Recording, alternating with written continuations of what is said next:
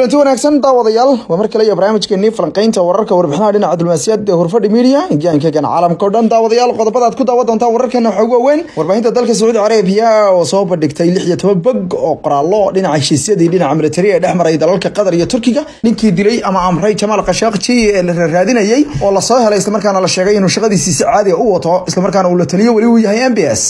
cutubiyadii ugu horeeyay ee qalab iyo waliba ciidan ee Mareykanku leeyahay ayaa laga daadgureeyay dalkaasi Suuriya ayadoo sidoo kalena ay ku gacan saareen dawladda dalka Mareykanku inay hubka culus ka wareejiso kooxda YPG warbaahinta dalka Britain waxa ay soo bandhigtay ujeedka rasmiga ah ee booqashadii wasiirkooda difaaca uu ku tagay magaalada Hargeysa ee xarunta Somaliland ayadoo ay soo bandhigeen qodob in hore inagu wasi shaacnay dan Hurfadhi Media nahay qodobadaas iyo kuwa kala daawada ay ku maqli doontaan 12 Janaayo 2019 waa maalinimo sabti ah qaybta kalena daawadayaal barnaamijkeennii dhulmar ayaa kamid ah markaana waxa ku daawan doontaan waraysi heer sare ah isla markaana xasaasi ah oo la yeelanay mid kamid ah xildhibaanada gobolka Minnesota dalka Mareykanka laga soo doortay Soomaalida isla markaana ka waramaya caqabadaha Soomaalida hor yaala tartanka Soomaalida hanka Soomaalida iyo heerka ay u socoto siyaasadda dalka Mareykanka iyo qodobo kale ayaad ku daawan doontaan sidoo kale daawadayaal barnaamijkii dhulmar fari kama qodnaa haday tahay qaybihii ka harsanaa barnaamijkii ويارك أحمد مرسل أو أحمد علي مرسل يولي sidoo kale barnaamij kale oo iyagana ay kamid yihiin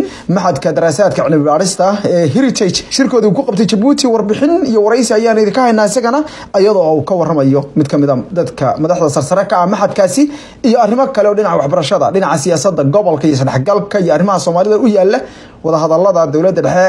iyo Soomaaliya iyo Somaliland ayaa iyaguna kamid ah qodobada laga hadli doono laakiin barnaamijyada soo istaba yaalan qaybtiisa shanaad ayaa ku daawan doontaan waraysiga Maxamuud Nuur aan ku soo wararka iyo warbixinaha dhinaca diblomaasiyadda qaybta koobaad daawadayaasha qiimaha leh aan ku bilaabay isla markaana ugu horeysiiyay dawladda dalkaasi Turkiga ayaa soo bandhigtay isla markaana sheegtay in ay diyaaradooda ku duusha caalanka qaranka ee dalkaasi Turkish Airlines ay jabisay mid kale oo rikoodho kamid ah duulimaadyada dalalka Europe isla markaana ay hogaanka kol kale xaqiijisay kadib markii la sheegay in ay gaadhay dad ay qaaday 75.2 milyan oo ruux waa 75 milyan iyo 200 oo kun oo markaasi musaafiriin ayay sanadkii 2018 ay daabushay diyaaradda ayaa lagu sheegay inay hoosta ka xariiqday inay mar kale noqoto diyaaradda ugu weyn ee dadka daadguraysa isla markaana tagta dhulalka ugu badan ee adduunka iyadoo la sheegay in sare u kaca ku yimid diyaaradda uu u muuqdo mid markaas xaqiijinaya in hamiga diyaaradda laga lahaa ee kolka ay sanadku gaadho 2023 ay noqoto diyaaradda ugu weyn ee dhinaca caalamka dadka u kala gooshisa wararka ayaa waxa ay sheegayaan in diyaaraddu ay laba jibaartay baa la yiri dadaalkeedii ku aadanaa in ay billion dollar ka samayso ayaa la yiri dhinaca daablaasta dadka iyo fudaynta waxa la dadka socdaalka iyadoo gaarsiinaysa caalamka kolba qofka meesha uu ku socdo iyadoo isku xidhaysa sidoo kale duulimaadyada kale heer qaran heer caalami ee dunida waxa la sheegay in kor u qaadista dhismayaasha dhinaca kaabayaasha dhaqaalaha ee riboodada kamid yihiin ay wax weyn ka tari doonto ayaa la yiri soo celin wax loogu yeeray tartan xooggan oo dunida ay Turkigu ugu jiraan inay kol walba ama lakab kasta oo dhinaca ganacsiga ay horumar ka gaaraan halka kala socotaan wararkii ugu dambeeyay warbixinada dhinaca diblomaasiyadda Hurfadhi Media gaanka caalamka oo dhan ee dalka Mareykanka iyaguna waxay ku dhawaaqeen in ay ciidankooda duroobo bilaabeen in qalabka ugu waaweyn ee dhinaca militariga ay ka daadgureystaan dalka Suuriya iyadoo la arkayay in ciidamo ka tirsan kuwa qalabka sida dalka Mareykanka ay halkaas ka baxeen xubin sare oo hadashay aqalka Pentagon ayaa diiday in tafaasiil dheeraad ah ka bixiyo goobaha laga baxay iyo ilaa xad heerka ciidan ee halkaas laga saaray sabab la xiriira dhinaca amniga qaranka ciidamada iyo waliba waxa la yiri in ay tahay tactical military ama waxa la yiri xeelad military oo ay tahay in bixitaan nabadgelyo ah baa la yiri hase yeeshee TV-ga CNN ayaa sheegay in la rumaysan yahay in qalabka halkaas laga saaray ay ugu waaweyn yihiin baa la yiri diyaarado dagaal iyo waliba maraakiib dhinaca dagaalka oo badda Mediterranean-ka kulaalay kuwaas oo duqeyn xooggan u geysan jiray bartilmaameedyo cayiman oo kolka ay talaabooyin qaadayaan waxa la sheegay in ciidamada ay bilaabeen goor horeba ka bixitaankooda iyada oo ay hakisay dadaal xooggan oo madaxweynaha dalkaasi Mareykanka ay la galeen xubnaha aqalka ama maamulkiisa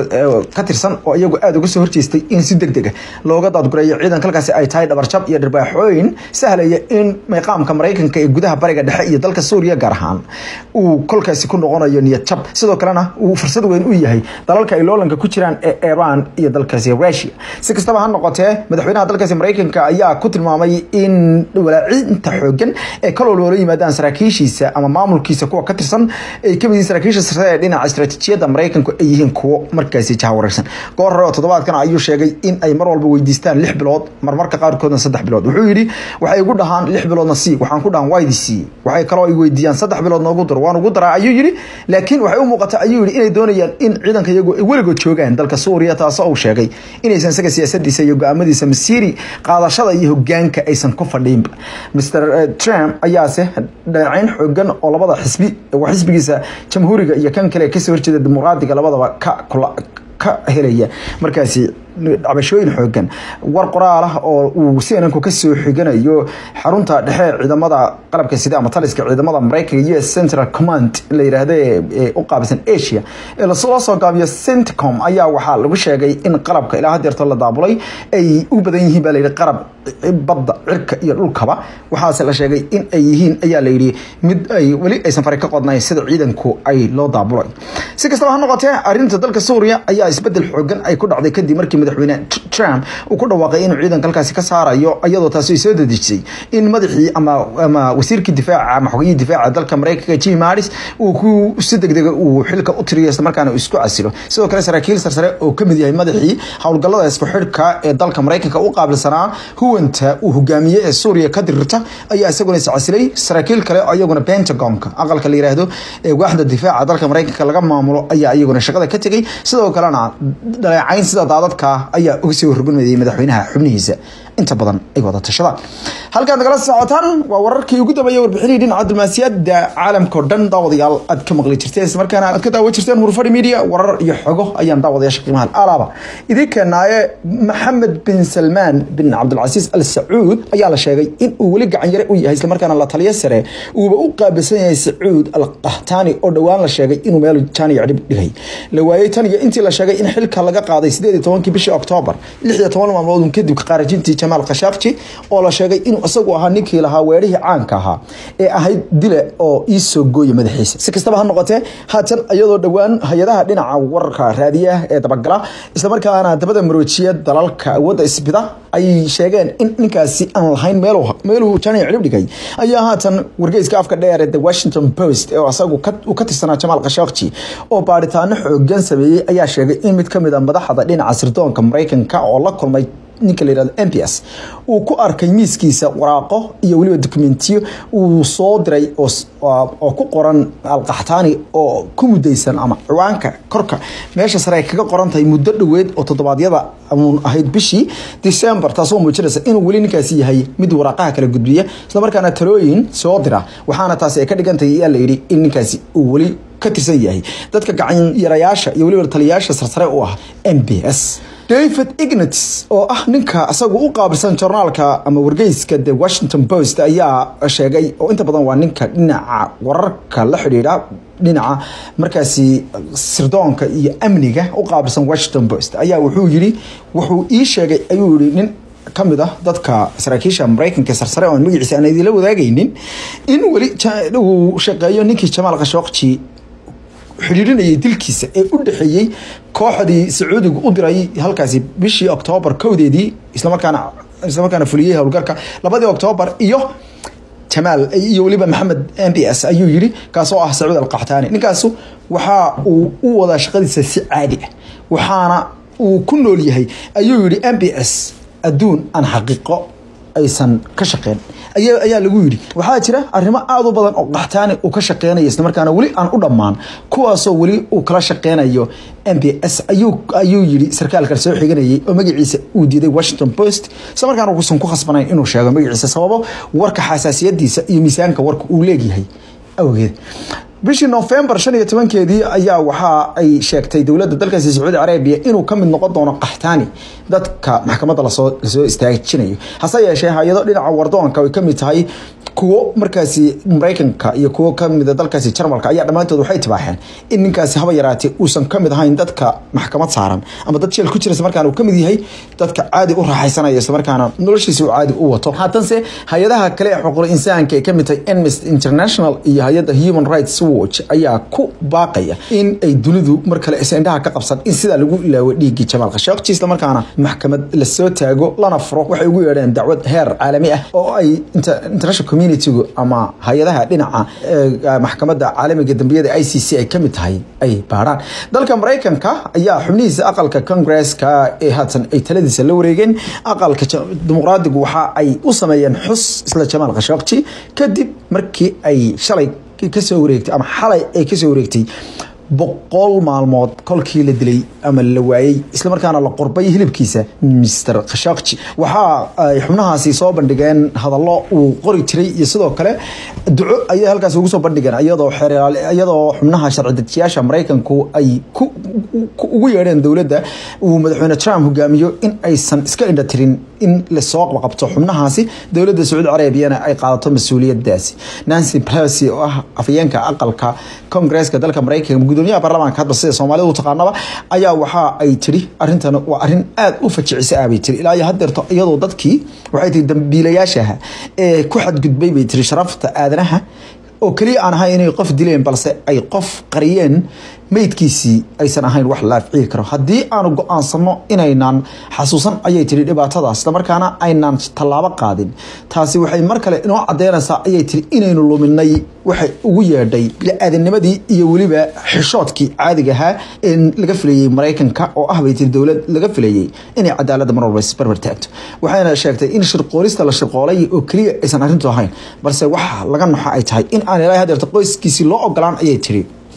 in ninkaasi loo soo celiyo meydkiisii ama haraagi bay tiri jirkiisa si ay u duugaan una mariyaan bay tiri sida ay iyagu jecel yihiin inay u markaasi xabaalaan ama u asturtaan. daawadayaal dalka Macedonia ayaa si rasmi ah baarlamaankiisa waxay qalinka ugu duugan isla markaana codka ugu ansixiyeen inay ka tanaasulaan magacoodii Macedonia isla markaana ay ku darsadaan waqooyiga Macedonia. arrintan ayaa ka timid kadib markii dalka Greek iyo dalkaasi Macedonia ay indhaweytaba isku khilaafsanaayeen lahaanshaha magacaasi iyadoo oo gobol kamid ah dalkaasi Greece ay dalka Macedonia loo yiraahdo Macedonia taasoo ay dawladda Greece ay ka xanaaqday in magacaasi dal uu qaato iyagoo sheegay in ujeedku uu yahay in gobolkaasi ay aakhirka ku meersadaan ama ay ku sheegtaan si dadban waxaana lagu khasbay in lagu magacaabo dalkaasi North Macedonia ama waqooyiga Macedonia. arrinta ayaa waxay timid kadib markii golaha baarlamaanka sharci dejinta dalkaasi haatan loogu wanqalay waqooyiga Macedonia oo horay iyagu u ogolaaday ra'iisul wasaarahooda in arrintaasi uu hordhigo baarlamaanka ayaa haatan waxa ay si markaasi aqlabiyad leh u ansixiyeen arrintaasi.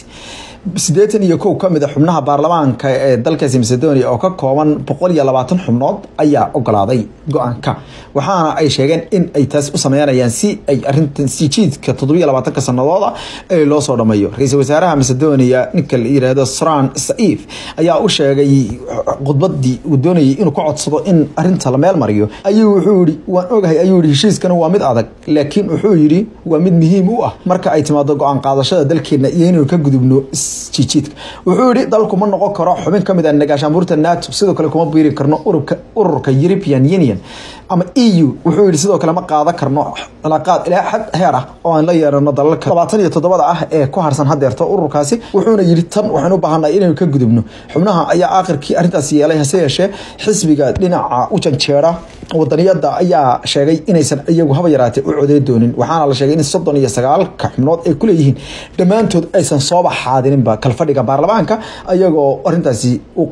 u sameeyay mudaharaad ay kaga soo horjeedaan heshiiska ay ku tilmaameen in uu yahay wax ugu tilmaameen xadgudub iyo waliba waxay yiraahdeen ku tumasho dadka xuquuqdooda iyo waliba waxay yiraahdeen yasitaan. hase yeeshee gaashaanbuurta NATO xogayahooda Jens Stoltenberg ayaa si xooggan u soo dhaweeyay heshiiska iyo waliba meel marinta baarlamaanka qadiyada meel mariyeen wuxuuna sheegay intaas ay qaadi doonto wuxuu ugu yeeray isbaarooyinkii Macedonia ka hortaagnaa inay ku soo buurto gaashaanbuurta NATO iyo waliba EU. Stoltenberg ayaa waxa uu bartiisa Twitterka ku sheegay in ay tan tahay wuxuu ugu yeeray ayuu yiri qaaraan lagu daray ayuu yiri xasiloonida iyo barwaaqada gobolka balse sidoo kalena waxaan dhaho gabadha inta badan ugu sareysa siyaasadda jaangoynta siyaasadda iyo hogaaminta siyaasadda arrimaha dibadda EU gabadha leedahay Federica Mogherini ayaa iyaduna waxay ku tilmaantay in ay tan tahay in loogu abaalgudo ayay dalka Macedonia ama waqooyiga Macedonia haatan loo bixiyay in la taageero isla markaana lagu soo daro EU isla markaana isdhexgal xooggan ay u sameeyaan. dalalka ayaa in badan ka walaacsanaa arrintaasi hase yeeshee haatan way meel martay. halka nagala socotaan waa wararkii ugu dambeeyay warbixinii dhinaca diblomaasiyadda caalamka oo dhan ayaan daawadayaal ka keenna